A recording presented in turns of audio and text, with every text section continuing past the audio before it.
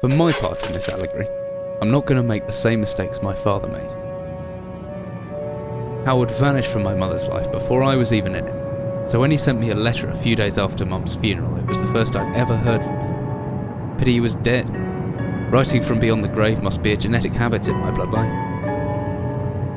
His letter contained a key, instructions, pleas for forgiveness. I figured the dead don't have much use for absolution, so I turned to his prophetic passing, which he inexplicably expected to come any day.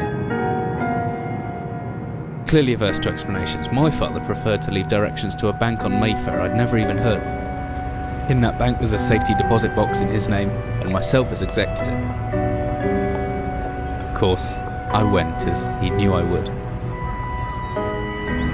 I discovered that despite the evidence, he'd been legally declared dead almost 30 years ago, and so the old book and collection of notes I found had, in the eyes of the law, been mine all this time. My father's instructions were to burn the documents, raise no further questions. But that was his error. No man's immune to the shameful trappings of curiosity, and my humanity got the better of me. The university I taught at was world renowned for two things: physics and linguistics. I represented the first, and the man who stood for the second was stumped by my recent acquisition. The book was indecipherable. The notes, however, showed a location somewhere in uninhabited northern Greenland. It took me almost a year to book the last flight I'd ever take.